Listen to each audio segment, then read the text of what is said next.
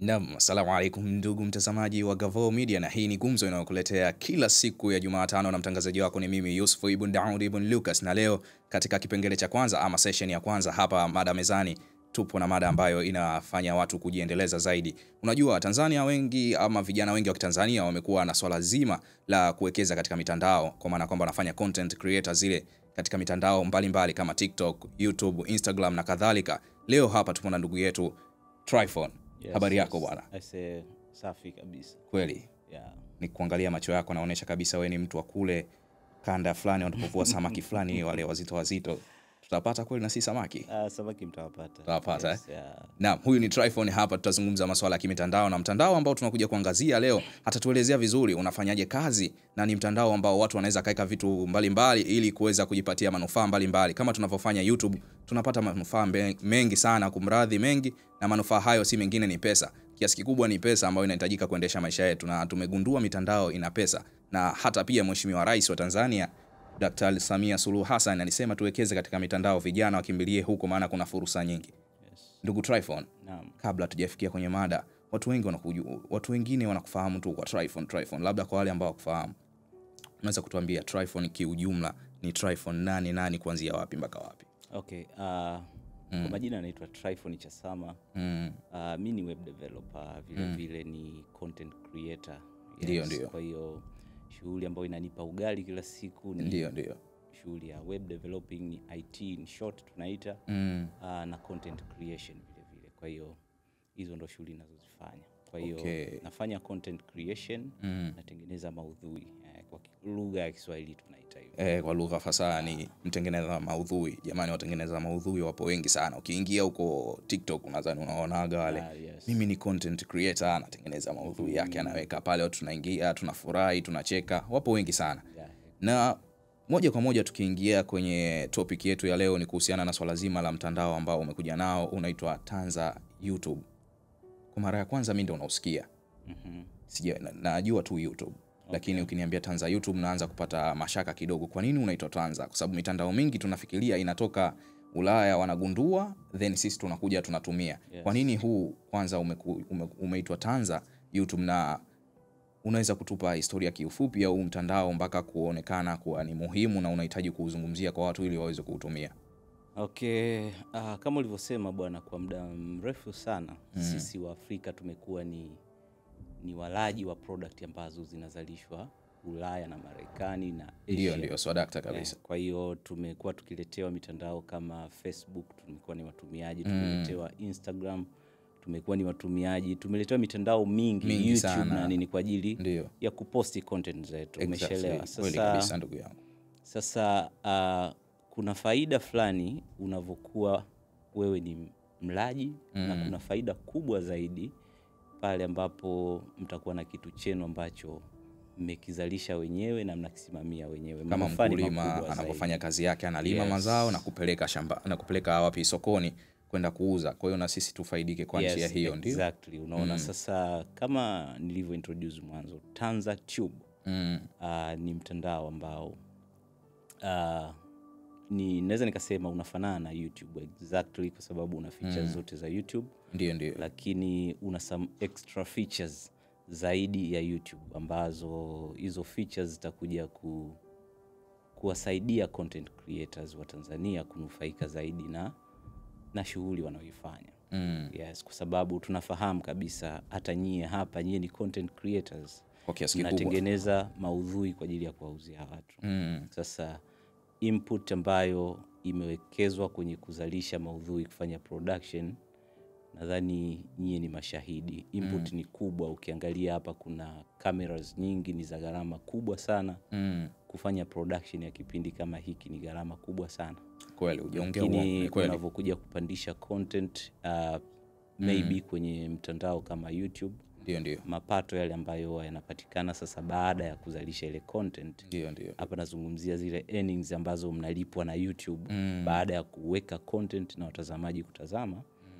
Mapato ni kidogo sana. Naweza nikafananisha kwamba effort ambayo inawekezwa kwenye kuzalisha maudhui tunaweza tukaifananisha na ukubwa wa tembo. Umeshaelewa? Alafu mavuno unavuna sungura. It is two things different. Kwa mfano ulipozungumzia hapo swala la sisi kuandaa maudhui kwa upande wa YouTube, tunakuwa tunaambiwa kitu wanaita watching hours, yani masaa ya kutazamwa yale yafike 2000 ndio tuanze kuingiza hela, lakini hela inayoingia inaweza ikawa 200,000, lakini kwa nguvu ambayo mtu umetengeneza haiendani. Kwa mantiki hiyo unataka kusema kwamba huku kwenye Tanza kuna manufaa makubwa kushinda hapa?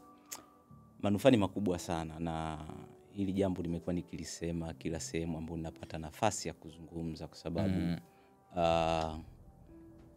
mtandao wa YouTube kama unavyosema, ili uwe monetized, ili upate fursa ya kuingiza pesa, wana vigezo vyao ambavyo ni vigezo ni vigumu, naweza nikasema, kwa sababu kama ulivyosema wana kigezo cha kwanza ni subscribers 1000. Yani watu wao wamekufuatilia watu 1000, na kigezo kingine ni watch hours, na hapo naweza nikakuongezea sasa hivi wamebadilisha, so watch hours 2000 ni 4000 sasa hivi. You see, ili uwe monetized lazima uwe na watch hours 4000.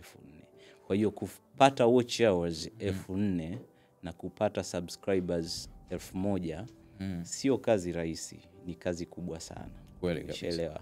Na still baada ya kupata hizo watch hours 4000 na subscribers 1000, na pale sasa unapokuwa monetized, ndio kuingiza pesa kwa kutumia mtandao kama YouTube ni kazi sana kwa Afrika kuliko content creators wa Marekani na Ulaya. Ili swala liko wazi, ukifanya research unaweza ukaona kwamba content creator wa Tanzania, content creator wa Kenya, content creator wa Uganda, content creator wa Africa in general, ndio ukilinganisha the way anavyolipwa na content creator wa Marekani, wa Ulaya, ni vitu viwili tofauti kabisa. Umeshaelewa? Content creator wa Marekani analipwa vizuri sana kwa view moja ukilinganisha na content creator wa Tanzania. Naweza nikatolea mfano. Kwa mfano content creator wa Tanzania, ili uingize $1, hapa tunavyozungumzia $1 tunazungumzia shilingi 2630, ndio? Ndio. Ni lazima upate views 1000. Views 1000 ni wengi sana. Watazamaji 1000 ni wengi sana. Sasa watazamaji 1000 alafu unalipwa 2630. Lakini ili content creator wa Marekani aingize hiyo $1 ambayo sisi tunaiingiza kwa kupata views 1000, yeye anatakiwa apate views watazamaji wawili tu. Anaingiza hiyo $1 ambayo wewe umehangaikia kupata views watu 1000. Yes, kwa hiyo huu mtandao na mitandao ambayo tumekuwa tukiletewa tunaitumia kama walaji kutoka nje. Tumekuwa tunaletewa mitandao na wanatuwekea masharti na wanatupangia wao wenyewe, sisi tutakulipa hivi. Na kwa vile demand ya content creation, kwamba sasa hivi vijana wamejiajiri wengi sana kwenye hii sekta ya kutengeneza maudhui. Tunafahamu tuna comedians, tuna actors, actresses, kuna watu wanatengeneza makala, na kwa vile hawana option ya kwenda hawana marketplace, niseme soko la kwenda kuuza maudhui yao, basi kimbilio lao ni mitandao hii ya magharibi, YouTube, TikTok, Instagram, Facebook na mitandao mingine.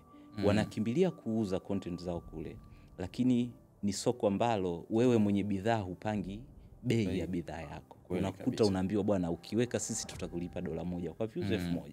So ili utengeneze pesa ambayo inakuja cut zile cost ambazo uliziingia wakati unatengeneza maudhui, itakubidi upate views nyingi sana, millions of views, ndio utaingiza pesa, at least irudishe gharama ya kile ulichoinvest. Sasa kunakuwa hakuna usawa, na kwa namna fulani inakuwa inawakatisha tamaa content creators wa Tanzania na Afrika kwa ujumla, kwa sababu kwa wale watu ambao wanakata tamaa mapema na watu ambao wanapenda kuangalia nimewekeza shingapi na ninapata kitu gani, obviously at the end of the day mtu kama yule atakata tamaa, atasema nawekeza sana lakini napata kidogo, hii sio biashara ya kufanya. Lakini kukiwa na alternative ambayo inamlipa zaidi, you see kwamba ninawekeza effort fulani na inanilipa mara 100 mara ngapi zaidi, obviously content creators wataamua kwenda kutumia ile option, kwa sababu itakuwa na manufaa makubwa sana kwao. Na manufaa haya hayataishia kwa content creators tu. Ugunduzi wangu mimi wa TanzaTube, nilipata nafasi ya kufanya presentation ya bodi ya filamu, na niliwaambia kabisa kwamba huu ugunduzi hautaenda kumnufaisha content creator. Umegundua wewe mwenyewe. Nimetengeneza. Kwanza nikupe hongera kwa hilo ambalo umelifanya. Ni hatua kubwa sana kwa Mtanzania kufanya kitu kama hicho, kwa sababu Watanzania pia tumekuwa waoga sana wa kujaribu mambo kama hayo. Tukiendelea hapo uliposema kwamba ulifanya presentation mbele ya bodi ya filamu. Yes. Yeah, sasa baada ya kufanya presentation, of course wao wenyewe walisema kwamba kuna namna nyingi sana wamekuwa wakijaribu kuangalia ni namna gani watapata mapato kutoka kwa wasanii. Na kwa jinsi mitandao ilivyo, hii ambayo tunaitumia sasa hivi, hakuna namna content creator anaweza kalipa kodi kwenye serikali yake husika. Kweli. Kwa sababu me as a content creator ambaye ninatumia mtandao wa Marekani YouTube, ninalipa kodi Marekani. Naweza nikatestify this. Mwezi tu uliopita mimi nimetoka kulipa kodi Marekani, kwa sababu kipato ambacho nilikiingiza kupitia YouTube walikata moja kwa moja kodi ya kwao inabaki serikali ya Marekani. Wewe unakuja kuchukua mzigo wako, unachukua mzigo wako unawekewa kwenye account ambao serikali hawana access ya kupata chochote kutoka kwako. Tunakuwa tunafaiki kitu na hasara inabaki mikononi mwetu. Exactly. Ni huzuni kidogo. Kwa changamoto ambao kwa taifa ambalo linataka kuendelea kama Tanzania, na tunakuwa kwa namna moja ama nyingine tunapaswa kuwa na kitu cha kuendeleza. Hili ni somo pia umetoa kwamba Tanzania tunabidi tujue kwamba nchi yetu inahitaji tulipe kodi ili tuweze kusogea. Na ukiangalia mitandao mingi ambayo tunatumia hatulipi kodi ndani ya nchi, bali kodi inatumika kwa nchi zingine. Bado tupo, naweza kusema tupo undermine. Kwa namna moja ama nyingine. Yeah, naweza nikatolea mfano namna gani mitandao ya kijamii inachangia pato la taifa. Sawa. Nchi kama Marekani ni nchi ambayo imeona fursa kwenye mitandao ya kijamii. Kama unakumbuka mtandao wa TikTok, tunafahamu ni mtandao wa China, sio wa Marekani. Baada ya take over na kukamata dunia, Marekani walitaka kununua, kama mnakumbuka. Wakampa pesa yule jamaa wa China aliyegundua TikTok. Lakini kwa vile wa China nao ni watu ambao wanajua fursa, wanajua faida za hiki kitu, walikataa, wakasema kwamba hakuna namna yoyote sisi tunaweza tukauza mtandao wa Marekani. You see? Na baada ya kuona kwamba imekuwa ngumu, wakaamua kufungia ule mtandao wa Marekani. Kweli. You see? Ni kwa sababu za kiuchumi. Kwa sababu Marekani wanafahamu ni namna gani serikali inanufaika kutokana na mitandao. Naweza nikakupa mfano mwaka 2023. Mtandao wa YouTube ulichangia kwenye pato la Marekani, pato la taifa, GDP hapa Growth Domestic Production. Yes, GDP ya Marekani kwa mwaka mmoja ilichangia dola za Marekani bilioni 45, ambazo ukizibadilisha kwenye pesa ya Tanzania, yes, ni kama it is not 3, it is quadrillion, 1.3, you see? Imetoka kwenye trillion, kiasi cha kwamba si wa Marekani peke yao waliochangia, na ni sisi pia Watanzania ambao tunaweka dunia nzima tumechangia pato lao. Na tunasaidia kulipa madeni bila kujijua. Exactly. Na huo ni mtandao mmoja na pato ambalo mtandao umeliingizia taifa kwa mwaka mmoja. Hii mitandao ipo for years na ni mitandao mingi. Tunapozungumzia Marekani hapa tunazungumzia mtandao kama YouTube, tunazungumzia mtandao kama Facebook, Instagram, WhatsApp. Asante hapo ndugu yangu Tryphon. Tukizungumzia huo mtandao wa Tanza, kivipi unafanya kazi? Okay, kama nilivyoeleza, TanzaTube it's a YouTube version ya Kitanzania ambayo ina features muhimu zaidi ambayo nitakuja kuielezea. Hii features ambayo inaitofautisha TanzaTube na YouTube ni feature ambayo itakuja kuleta mapinduzi ya kiuchumi kwa content creators. Ni feature ambayo itakuja kuleta mapinduzi ya ukusanyaji mapato kwa serikali, naweza nikasema, kwa sababu itamwezesha content creator kutengeneza pesa kwa namna mbili tofauti na YouTube ambayo wao wanatupangia ni namna gani tuingize pesa. Sasa ni namna gani huu mtandao unafanya kazi kama ulivyouliza. Wewe kama content creator unaweza kufungua channel yako kwenye TanzaTube kama unavyofungua katika mtandao wa YouTube. Vile process zilivyokuweka email na vitu vingine, ndio? Yes, kwa hiyo baada ya kufungua kuna option mbili za kupata mapato. Utakapopandisha sasa content yako. Kuna option ya kupata matangazo ambayo yanapatikana kama ambavyo tumezoea kuyaona yale matangazo ya YouTube, zile skippable ads na matangazo yale mengine ambayo tunayaona tunavyoplay video kwa mara ya kwanza, ambayo ni matangazo ya advertiser. Lakini feature moja ambayo ni muhimu zaidi, TanzaTube ina option kwa wewe content creator kujipangia bei ya bidhaa yako. Kwa mfano, wewe kama movie producer au content creator, wewe ndo unajua gharama ulioingia kwa ajili ya kutengeneza maudhui yako, ile content yako. Kweli kabisa. Kwa hiyo unavyoenda kuuza bidhaa yako, it's better wewe ndo ukawa muamuzi wa mwisho kwamba hii bidhaa ninaiuza shilingi ngapi. Kwa hiyo katika TanzaTube kuna option ya kupandisha content na ukailock ile content, kwamba mtu akitaka kuangalia ile video ni lazima alipie ile pesa ambayo wewe umeiseti. Let's say nimeweka minimum amount ya mtu kuview.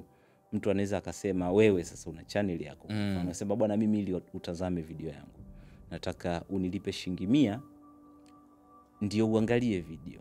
Ina maana mtu akilipa shilingi 100 ile video inafunguka na anaangalia. Kwa hiyo kwa namna ile kwa content creators wa Tanzania ambao walikuwa wanapata views nyingi sana kwenye mitandao ya kijamii, wakipata the same views kupitia TanzaTube watakuwa mamilionea. Naweza nikakupa mfano mmoja kwa sababu nilifanya research. Ukiendelea hapo kwenye hilo swala la research, maana yake umesema mtu anajipangia bei halisi ya kuuza.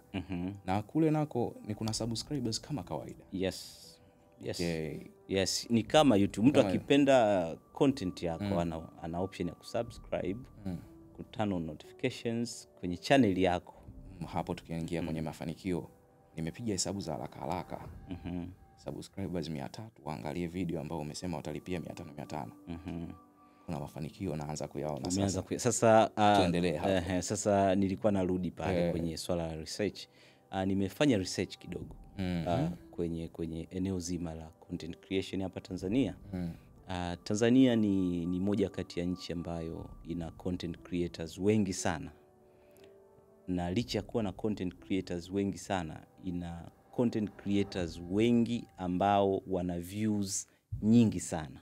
Naweza nikakupa mfano mmoja, msanii kama Joti au msanii Ndaro. Tumchukulie Joti mkongwe. Yes. Joti ana utaratibu wa kupandisha video moja kila wiki, na kila kipandisha video moja kwenye channel yake huwa anapata views 500,000 300,000 kwa wiki. Sasa assume hiyo 500,000 views aiuze kwa shilingi 100. Hapa tunazungumzia milioni 50 kwa wiki kama akiuza 100. Lakini kwa mtandao huu ordinary YouTube ambao tumezoea kutumia, kwa viewers 500,000 atakuwa ameingiza $500 ambao ni 1,200,000. Sasa utaopti wapi? Ukauze viewers, ukapate viewers 500,000 ulipo 1,200,000, au uuze kazi yako TanzaTube kwa shilingi 100 upate 1,50,000 kwa wiki. Utaopti nini? Kwa hiyo huu mtandao nilivyokuwa na udesign, wakati natengeneza hii platform, nilikuwa nina visualize, nilikuwa na picture mbali. Ninawaona wasanii wa Tanzania wakiwa mabilionea kama walivyo content creators wa Marekani. Naweza nikakupa mfano, content creators wa Marekani ambao wanapata views sawa na hawa wasanii wetu, wale ni billionaires, wana push private jets wengine na nini. Sio kwamba wao wanafanya kazi bora zaidi au wanapata views nyingi zaidi. Ni kwa sababu waanzilishi wa mitandao hii ni wa Marekani, kwa hiyo wamewafavor wao.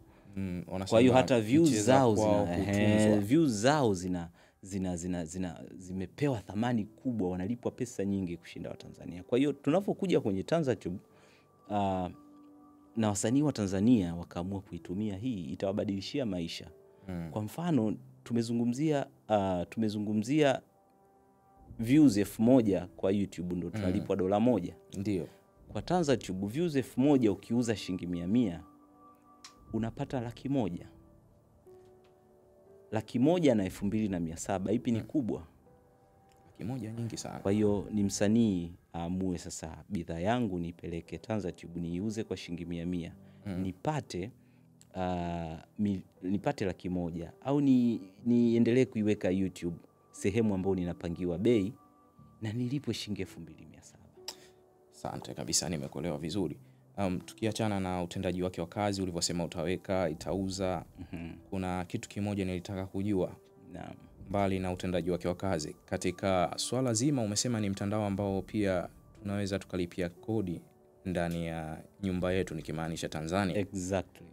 How kodi itakaa? Okay, kama ambavyo nimeeleza mwanzo kwamba content creators wa Marekani na dunia nzima tunalipa kodi Marekani. Kwa sababu mtandao ule umesajiliwa Marekani na developers ni wa Marekani. Kwa hiyo Watanzania, content creators wa Tanzania wakianza kutumia huu mtandao, it means mapato yao yanafahamika, kwa sababu platform na mtandao ulivyo una analytics zote. Ikiingia hata shilingi 100 kupitia account yako kama ni content creator, inakuwa recorded kwamba bwana Yusuf ndio amepata views 100,000. Kwenye views 100,000 ametengeneza milioni 100.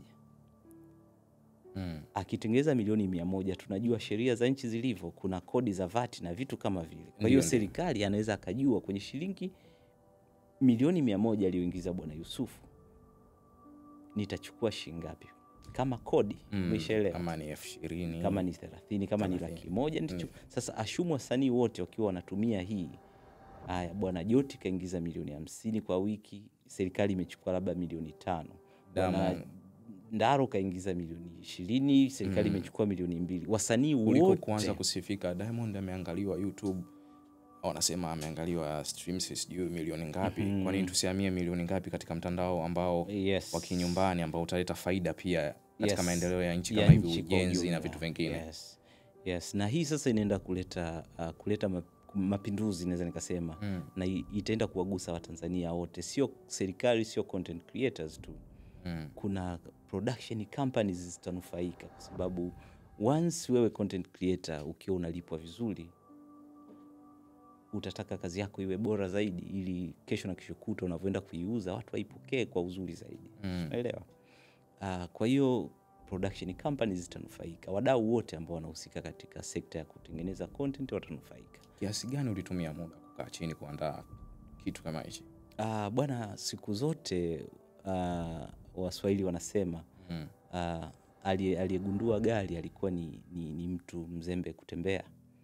Mtu aliyegundua ngazi alikuwa ni mfupi ambaye alikuwa hawezi kufika juu. Ndio. Kwa hiyo mimi nilivyokuwa katika tasnia kutengeneza content, nilikutana na hizi changamoto, nikawa nawaza sana kwamba mbona naweka effort kubwa sana kwenye kutengeneza hiki kitu, lakini at the end of the day napata kitu kidogo. Sasa kwa vile nilikuwa nina ujuzi wa coding, kutengeneza website, nikaanza kuresearch kuhusu hiki kitu. Na the good thing, mimi ni mtu ambaye sipendi kuresearch na kubaki na wazo, au ni research nije na wazo niende nikamuuzie mtu nina idea hii na hii na hii na hii ikiwa kwenye karatasi. So after kuresearch na nikaona ni kitu ninachoweza kukifanya, nilikaa nikaanza kukifanya mwenyewe mpaka kilipofikia sasa hivi kiko operational. Kwa hiyo unavoniuliza ni swala la muda, tunavozungumzia process kuanzia wazo mpaka kitu kimekamilika, kiko tangible, kinaonekana operational, ni muda kidogo. Naweza nikasema it's more than a year, lakini process ya kuingia kwenye ground sasa kuanza kutengeneza it is almost 5 months.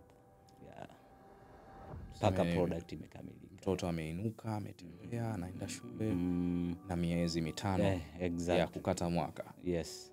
Jambo zuri kabisa. Natamani sana kujua kiundani mtandao huu. Umesema kwamba umeweza kuzungumza na bodi ya filamu. Vipi kwa upande wa, unajua sisi kuna mtu alitengeneza gari hapa Tanzania, alipata kugundua gari itaenda hivi, mwingine akasema helikopta hii itawashwa hivi, ataika hivi. Wakamwambia kwamba tutafanyia uchunguzi. Mpaka leo hii sijawahi kuona ndege ya huyo mtu. Kwa upande wako wewe unasema kwamba umeongea na bodi ya filamu. Vipi kwa upande ambao watu ambao wanamiliki masuala haya ya nchi kuangalia usalama wa mtandao, kwa sababu ni vizuri kulinda usalama, kwa sababu kuna taarifa ambazo zikiripotiwa zinakuwa zinaleta athari mbaya katika nchi. Exactly. Hapa nadhani nazungumzia TCRA ndio na taasisi zingine ambazo zinahusika na mambo ya compliances. Kwa Tanzania, the good thing about Tanzania bwana, tuna mamlaka ambazo zinahusika na hivi vitu vya usajili na ku regulate content ambazo zinakuwa posted katika mitandao. Na kwa upande wetu Tanzania tuna TCRA, ndio mamlaka ya masuala ya mawasiliano. Yes, na mamlaka mawasiliano ni process zile zile unavyokuwa na media au production company content, process ni zile zile, compliances zimefanyika. Kwa hiyo vitu vyote viko under regulation, umeshaelewa Kwa hiyo hata content ambazo tutakuwa tunaziruhusu kwenye platform yetu, the good thing kwamba owners wa hii platform ni wa Tanzania na tunajua maadili yetu sisi. Unaona, kwa sababu kitu ambacho tunakiamini na serikali najua ndo kitu inachokiamini. Serikali siku zote huwa haiangalii faida in terms of money. Serikali inaangalia faida in terms of social benefits sometimes. Ile kwamba inanufaika vipi kimaadili sometimes. Umeshaelewa? Kitu hata kama kina thamani kubwa, kinaleta pesa kubwa sana nchini, lakini kama kitakuwa kinatoka nje ya maadili, hicho sio cha Kitanzania. Sisi ndo tulivyo. Kwa hiyo kwa vile hii platform ni ya Kitanzania, tuna uwanja mpana zaidi hata wa kuregulate content ambazo zinakuwa posted pale, tofauti na mitandao ya nje. Ndio, kwa mantiki hiyo sasa upo hewani kwamba watu karibuni tujenge taifa. Yes, yani watu wanakaribishwa kulijenga taifa kwa sababu mtandao upo hewani, una operational. Nilikuwa nataka kukuuliza swala la kunufaika. Mbali na kunufaika hapo, kuna kitu kimoja nimepata kukiona. Kuna uibaji wa maudhui. Vipi? Yes, masuala ya copyright. Yes, hii platform ina hiyo option ya kudetect content kama sio ya kwako.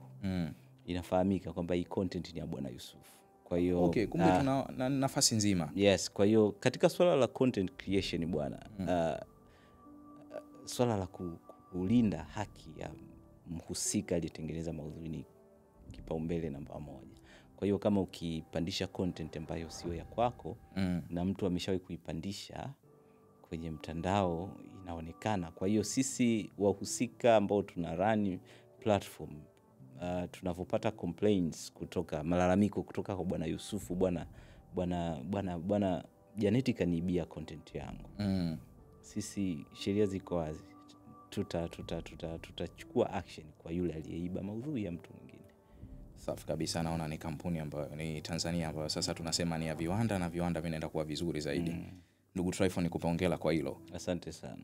Na la mwisho la kumalizia ambalo nataka tumalizie, tunaonaga baada ya mwisho wa mwezi YouTube nayo inatoa. Na vipi na huko nako taratibu zipo hivyo hivyo? Kitu ambacho sasa ni tofauti sana na YouTube hii platform ilivyo. Hii platform sisi hatulipi msanii mwisho wa mwezi. Msanii anavyo sign up, anatengeneza channel yake, kuna option ya yeye kuweka details zake za malipo. Ina maana Bwana John anavotaka content yako wewe, pesa itaingia moja kwa moja kwako. Sisi kama TanzaTube analytics zote tutakuwa nazo. Kwa hiyo kama itaingia moja kwa moja, inamaanisha itakatwa kodi moja kwa moja ndio itaingia kwako. Itaingia kwako. Okay, hapa nimekuelewa vizuri kabisa. Kama ni 100, kama serikali itakata 2%, kwa maana yake 98 utaonekana upokea senti 98 zitakuwa ndani ya akaunti yako. Yes. Kwa hiyo sisi kama wanufaika, sisi kama developers, na nyinyi mnanufaika vipi hapo? Sisi tunanufaika na ile tunaita ni service fee, kama ambavyo makampuni ambayo sipendi kuyataja. Sasa unaweza kuona tangaza biashara za makampuni mengine. Kuna makampuni ambayo yana operate, yanatoa huduma za kimitandao.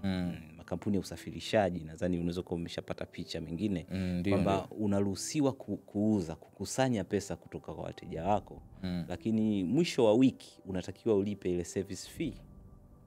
Kwa mfano nimeuza content ya milioni 100 kwa wiki. Service fee inafahamika ni 0% kadhaa. Kwa hiyo at the end of the week unatakiwa ulipe service fee. Kwa nini tumefanya vile? Unavokuwa unafanya content creation, unafanya production, alafu unasubiri mwisho wa mwezi sometime ndio ulipwe pesa yako, kuna kitu fulani watu wanakuga sometime na wasiwasi, maybe naweza nisilipwe na vitu kama vile, lakini tofauti ni kama unavyoenda kuuza machungwa soko la Mabibo. Utauza machungwa, utapewa pesa yako pale, lakini huwa kuna ada zile ambazo watu wahusika wa soko wanapita kila wiki wanakusanya, bwana wewe tumekupa meza, lipia huduma ya meza. Kwa sisi tunakuruhusu wewe content creator, weka content yako, uza shilingi 100, 200 bei ambayo unataka. Tangaza, watu watanunua content yako. Wakinunua content yako, kwa vile hiyo ili jukwaa limekunufaisha wewe kuuza content yako kwa wingi, kwa ufasaha na vizuri kabisa, utalipia service fee tu. Umeshaelewa?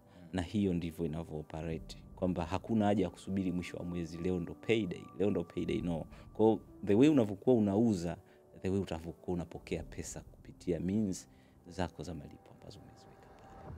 Asante sana, na nimekupata uzuri kabisa. Bwana ndugu mtazamaji wa Gavoo Media, kama ulivyosikia, TanzaTube, kimbilia huku ndo kuna manufaa ya kitanzania zaidi kuliko kukaa huko katika mitandao ambayo wanatumia watu wa ughaibuni. Nikisema ughaibuni ni nchi zilizoendelea huko kama Marekani, wanatengenezea YouTube, wanaleta Instagram, wananufaika wao. Na ukiangalia mtandao kama Instagram, anayelipwa ni mtu Cristiano Ronaldo, ana manufaa makubwa, lakini wewe unamlipia yeye kodi kila siku. What if usiweke huku kwa Mtanzania, ukamnufaisha Mtanzania mwenzio, ukajinufaisha na wewe kwa kupata maendeleo ya pesa kila siku kwa haraka zaidi. Langu jina ni Yusuf Ibn Daud Ibn Lucas, nilikuwa na ndugu yangu hapa Tryphon. Shule nilikuwa na rafiki yangu, nilikuwa namuita simu ya kujaribu. Sababu nilikuwa naitwa Tryphon, basi na wewe naomba nikuite simu ya kujaribu. Haina shida. Na kuomba tu ndugu mtazamaji, usiache kulike, kusubscribe na kucomment katika ukurasa wetu wa Gavoo Media, ili uweze kupata vipindi vizuri vinavyoendelea ndani yake na kuweza kujua vitu kama hivi uweze kupata sehemu nyingine. Ndugu Tryphon kaja hapa kaeleza ile jambo, ungeenda kulisikia wapi kama sio hapa katika kipindi cha Gumzo ndani ya Gavoo Media, na mtangazaji wako nikiwa ni mimi Yusuf Ibn Daud Ibn Lucas. Hadi wakati mwingine, nikushukuru kwa kuwa nami. Bye bye. Gavoo Media, pamoja hatua kwa hatua.